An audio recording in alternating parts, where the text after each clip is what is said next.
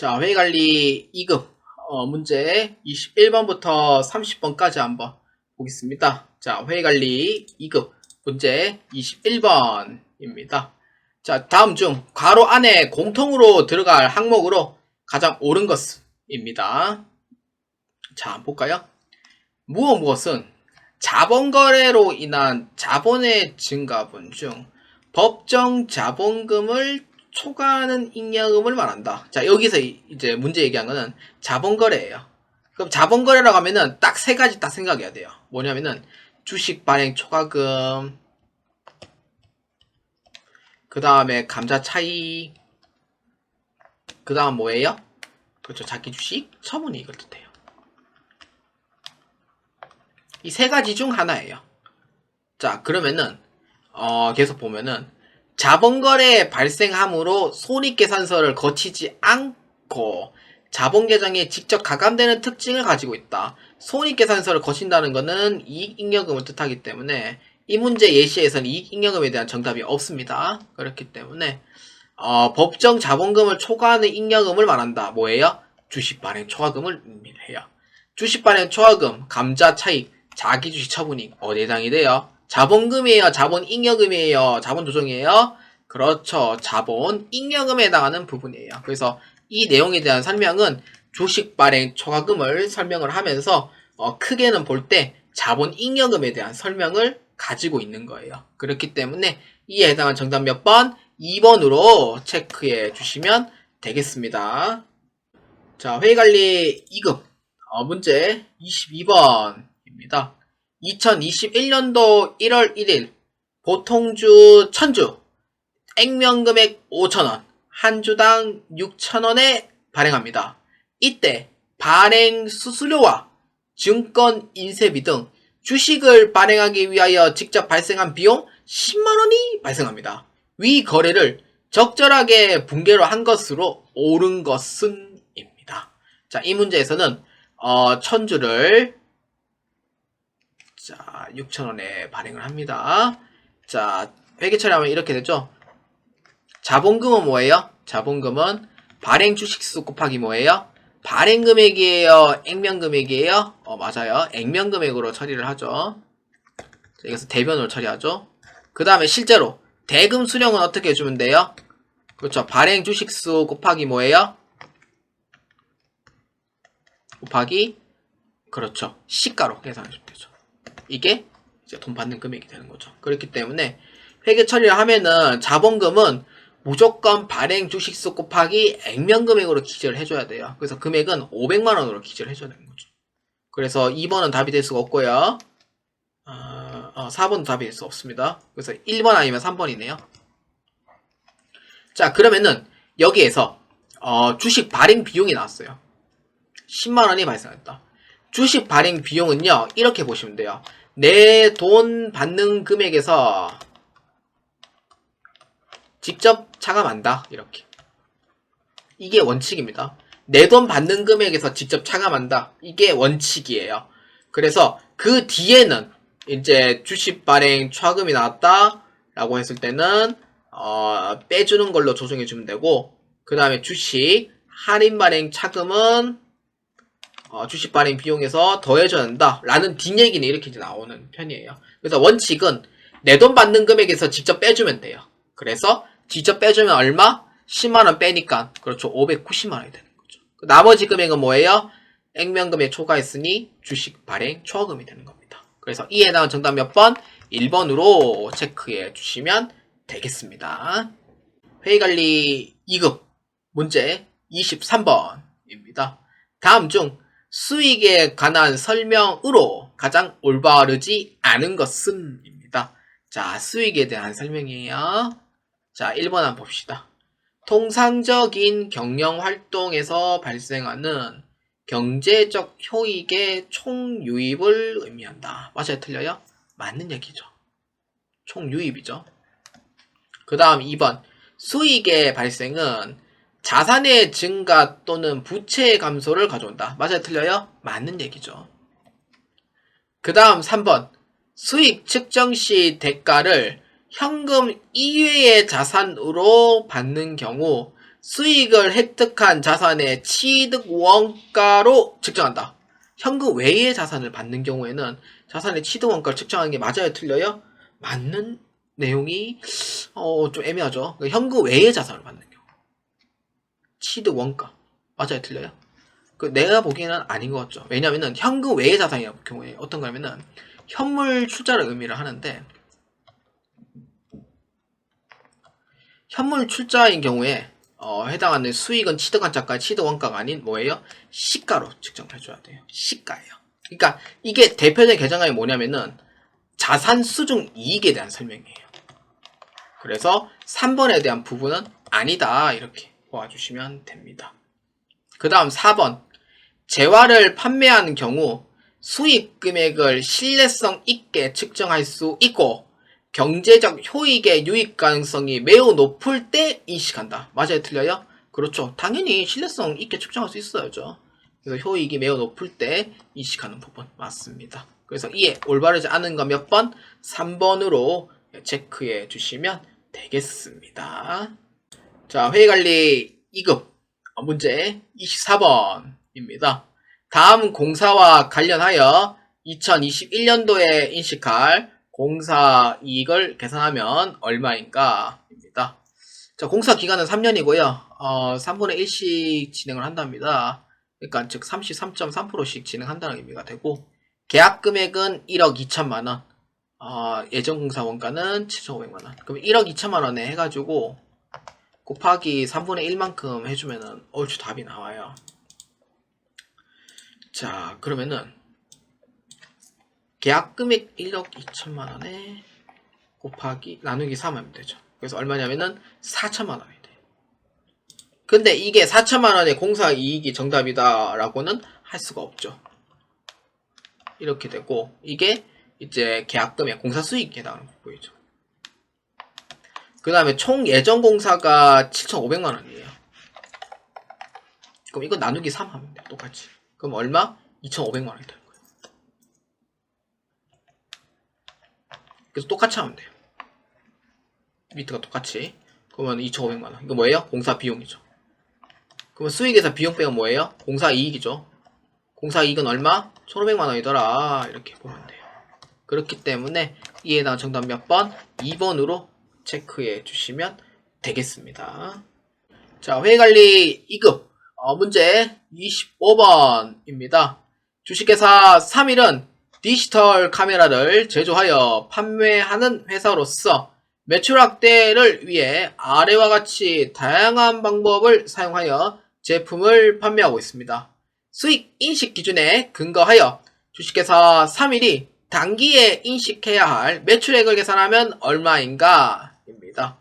자, 매출 확대를 위해서 그러니까 지금 이제 여러 가지를 지금 판매하고 있다는 의미가 되는 건데, 자, 한번 봅시다.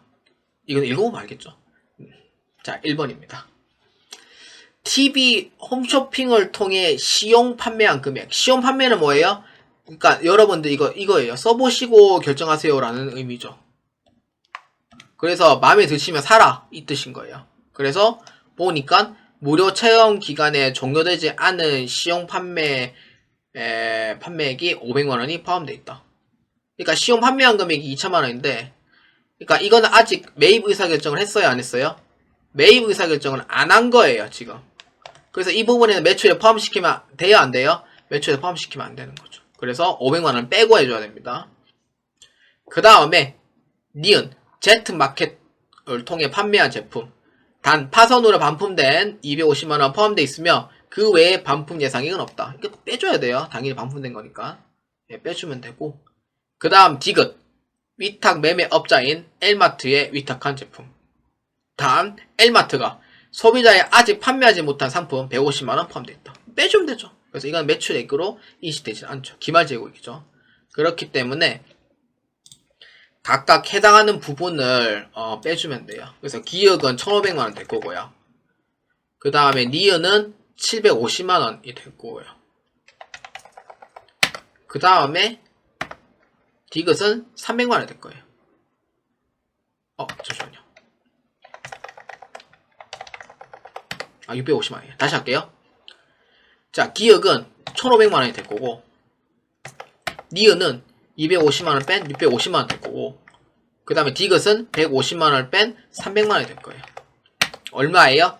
2,450만원이 돼요. 그래서 25번에 다음에 해당하는 부분 몇 번이에요? 그렇죠. 1번으로 체크해 주시면 되겠습니다. 자, 회계관리 2급 문제 26번입니다. 다음 중 비용에 관한 설명으로 가장 올바르지 않은 것은 입니다. 자, 1번 한번 봅시다. 기부금은 회사의 사업과 관련하여 지출되는 비용으로 판매비와 관리비로 분류됩니다. 기부금은 영업 외적이에요. 그러니까 이거는 판매와 관련이 없어요. 말 그대로 영업 외적인 부분이기 때문에 이거는 영업 외 비용으로 분류가 돼야 돼요. 그래서 1번은 아니다 이렇게 보면 되고요. 그 다음에 2번 판매비와 관리비는 상품과 용역의 판매 활동 또는 회사의 관리와 유지에 발생하는 비용으로 매출원가에 속하지 않은 모든 영업비용을 포함한다. 이게 문제 잘 읽어야 되는 게 상품의 용역의 판매 활동 또는 회사의 관리와 유지에 발생하는 비용이에요. 그러니까 매출원가에 속하지 않은 모든 비용이에요. 모든 영업비용을 포함한다. 이 뜻은 뭐냐? 매출원가는 물건이기 때문에 그러니까 물건을 따로 하고 그 다음에 판매비와 관리비를 설명하는 거예요. 그래서 이게 속하지 않은 모든 영업비용을 포함한다는 게 맞는 내용이 됩니다. 그러니까 회사의 관리와 유지에 발생한 비용은 판관비 이걸 설명하고 싶은 거예요. 2번은. 그래서 맞아요. 그 다음 3번 잡손실은 금액적으로 중요하지 않거나 그 항목이 구체적으로 밝혀지지 않은 손실을 말한다. 금액적으로 중요하지 않은 거 맞죠? 그렇죠. 구체적으로 밝혀지지 않은 손실. 그러니까 어느 계정 과목 쓸지는 나도 모르는데 그냥 금액도 적고 하니까 그냥 잡손실 쓰자라는 의미가 돼요. 그래서 이렇게 되죠. 그 다음 4번 매출원가에 속하지 않은 영업 관련 접대비, 복리후생비, 연구비는 판매비와 관리비로 분류된다. 맞아요? 틀려요? 그렇죠. 영업 관련 이 부분은 판관비에 해당되는 부분이죠. 맞아요. 그래서 이에 올바르지 않은 건 몇 번? 1번으로 체크해 주시면 되겠습니다. 자, 회계관리 2급 문제 27번입니다. 다음은 컴퓨터 부품 제조업을 영위를 하는 주식회사 3일에 2021년 중 지출 내역을 요약한 것이다. 주식회사 3일에 2021년 손익계산서상 판매비와 관리비를 계산하면 얼마인가 입니다. 단 주어진 항목 중 매출원가에 포함된 비용은 없습니다. 자, 이 문제에서는요. 판관비가 아닌 걸 찾아야 돼요. 아닌 거 몇 개 있죠. 뭐예요? 그렇죠. 판매비 아닌 거 이자 비용. 그 다음 뭐예요? 토지 취득과 관련된 취득세. 선생님 이거는 왜 아니에요? 유형자산 포함이죠. 그래서 토지의 취득 원가이기 때문에 취득세는 포함시키면 안 되는 부분이에요. 이걸로 낚이신 분도 계실 거라 생각합니다. 없네요. 나머지는 판관비예요. 그래서 급여, 퇴직급여, 접대비, 감가상각비, 임차료 이거 다 판관비죠.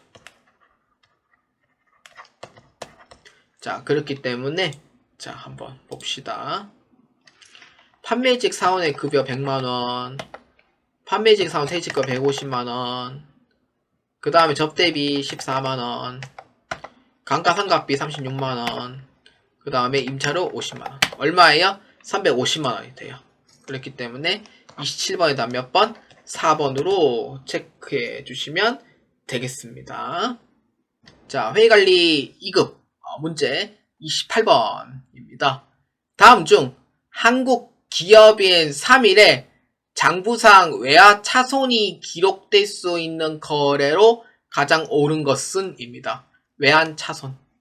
외환차손은요, 자산인 경우에는 외환차손이 나오려면은 환율이 내가 올라가면은 받는 금액이 올라가게 돼요.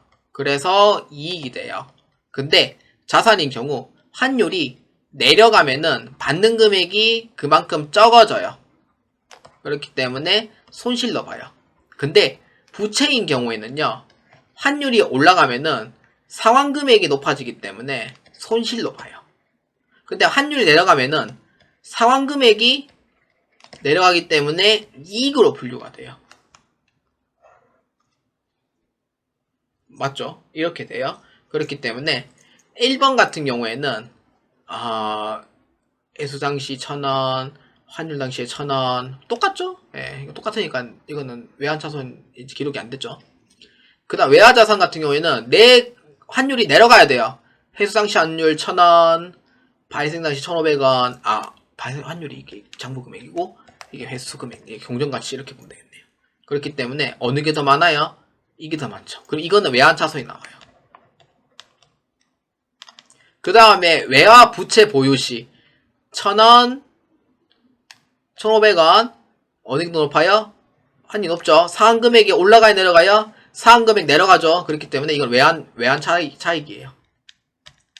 그 다음에 반대쪽으로 회수 당시 환율이 1,500원 외화자산, 발생 당시 환율이 1,000원이에요. 어느 게 더 높아요? 1,500원 더 높죠. 그럼 이건 뭐예요? 외환 차익이에요. 그래서 외환 차손으로 거래되는 거 몇 번이에요? 그렇죠. 옳은 거는 2번으로 체크해 주시면 되겠습니다. 자, 회의관리 2급 문제 29번입니다. 다음 중 결산에 관한 설명으로 가장 올바르지 않은 것은 입니다. 결산에 대한 설명이에요. 12월 말일자. 이건 하나하나씩 한번 봅시다. 자, 1번. 결산 절차는 기준 기록과 결산 정리 사항을 통합해가지고 최종적인 재무제표를 작성하는 과정을 말한다. 그러니까 결산 절차는 기준의 기록을 하고 결산 정리 사항을 통합을 해요. 그럼 최종적으로 재무제표를 작성하는 과정인 거는 맞아요? 틀려요? 맞다. 이렇게 보면 돼요. 왜냐? 한 해를 마무리하는 과정에 결산 분계를 하기 때문에 재무제표를 작성하는 과정인 부분은 맞다라고 보는 게 이게 맞습니다. 자, 그 다음에 2번. 수익과 비용을 인식할 때 발생주의 회계를 적용하고, 그러니까 인식할 때 발생주의 회계 적용이 맞죠? 그 다음에 기말 현재 시점에 자산과 부채를 적절한 상태로 평가해야 하므로 결산 수정 분계가 필요하다. 필요해요? 필요 없어요? 필요하죠, 당연히. 그게 대표적인 게 뭐예요? 단기매매 증권의 평가, 이 부분을 설명하는 겁니다. 자, 그 다음에 3번입니다. 유형자산에 대한 감가상각비 계상은 결산 수정분계에서 이루어져야 한다. 그렇죠. 감가상각비는 12월 말자에 하니까 수정이 이루어지는 부분이 맞고요. 그 다음 4번. 손익계산서 계정을 마감할 때 사용하는 집합손익은 영구계정이다. 영구계정은요, 자산하고 부채하고 자본을 뜻하는 게 영구성 계정 과목이고요. 그래서 이거는 이제 계속기업의 가정에 의해서 2월이 됩니다. 그래서 수익과 비용은요, 영구계정 과목이 아니에요. 뭐예요? 손익계정이죠. 그렇기 때문에 이에 대한 부분 맞아요? 틀려요? 아니다. 이렇게 아니다. 이렇게 보면 돼요. 그렇기 때문에 올바르지 않은 거 몇 번? 4번으로 체크해 주시면 되겠습니다. 자, 회의관리 2급 문제 30번입니다. 다음 중 시산표로 통해 검증할 수 있는 오류에 관한 설명으로 가장 올바른 것은? 입니다. 검증할 수 있는 오류는요, 딱 이것밖에 없어요. 뭐냐면은 차변에 이제 기록이 되어 있고요. 대변에 기록이 안 돼 있는 경우라든지, 반대로 차변에 기록이 안 돼 있고 대변에 기록되어 있는 경우라든지, 이런 경우에는 찾을 수가 있는데, 그 다음에 차변이 만약 500이라 치고 그 다음에 대변에 300원 기입했을 때 이때는 오류를 찾을 수가 있습니다. 이 두 가지, 하나가 아니구나. 두 가지예요. 1, 2 이렇게. 그러니까 이 부분만 찾을 수가 있어요. 이 부분이 아니면은 못 찾아요. 그렇기 때문에 제가 얘기하는 거는 이제 몇 번이냐면은 30번의 답은 3번이 이제 제가 얘기했던 부분 차변과 금액의 이제 금액을 다르게 기록하는 경우 이 경우가 되겠고요. 1번은 왜 안 되냐면은 동시누락은 금액이 일치하기 때문에 못 찾아요. 그 다음에 2번은 금액은 같은데 계정 과목 잘못 분류한 경우 금액이 일치하기 때문에 이것도 못 찾아요. 근데 계정 과목을 다르게 한다 하더라도 금액이 같기 때문에 찾을 수가 없는 부분이고, 그 다음 3번 우연히 차변과 대변에 같은 금액의 오류가 포함된 경우 이것도 이제 금액이 둘 다 일치하니까 그 오류를 찾을 수가 없는 부분이죠. 그렇기 때문에 이에 올바른 건 몇 번? 3번이 이 오류를 찾을 수 있다라고 보아주시면 되겠습니다.